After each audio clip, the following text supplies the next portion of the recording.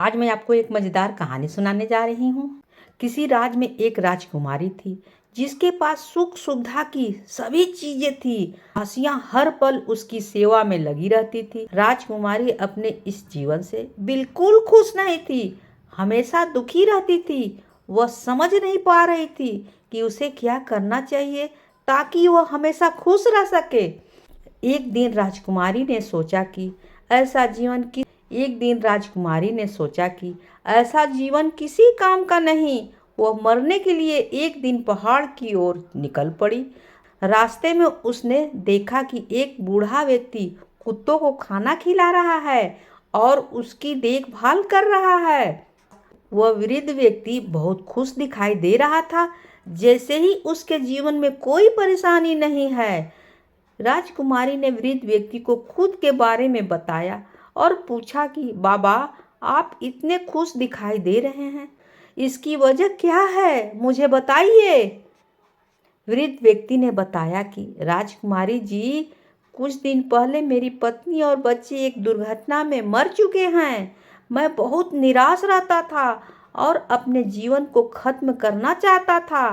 एक दिन मैंने अपना जीवन खत्म करने के लिए जा रहा था, तभी रास्ते में कुत्ते का छोटा सा बच्चा मेरे पीछे आ रहा था। मैं उससे बचने के लिए तेजी से दौड़ता हुआ अपने घर आ गया। पीछे पीछे वह बच्चा भी आ गया। मैंने दरवाजा बंद कर दिया। कुछ देर बाद बाहर देखा तो वह कुत्ते का बच्चा ठंड से कांप रहा था। मुझे उस पर दया आ गई। मैंने उसे कंबल में लपेट दिया, पीने के लिए दूध दिया। कुछ देर में वह बच्चा सामान्य हो गया। यह देखकर मुझे बहुत खुशी मिली। उस दिन से मैं समझ गया कि अगर मैं दुखी हूं तो कम से कम दूसरों को खुशी तो दे ही सकता हूं। तब से मैंने इस बेजुबान कुत्ते की सेवा करना शुरू कर दिया। अब मैं इस जीवन में बहुत खुश हूँ।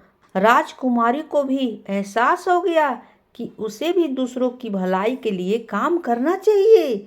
इससे ही उसे असली खुशी मिलेगी। यह सोचकर वह अपने महल आ गई और उस दिन के बाद से वह गरीबों की सेवा करना शुरू कर दी। इस कहानी से हमें यह सीख मिलती है कि अगर आप निराश हैं या जीवन में खुश नहीं हैं तो हमें यह जीवन दूसरों के सुख के लिए समर्पित कर देना चाहिए।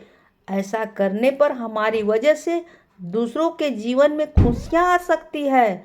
मौत के बाद क्या होता है? आत्मा के साथ क्या किया जाता है? गौतम बुद्ध के एक शिष्य ने किया उससे अजीब सवाल।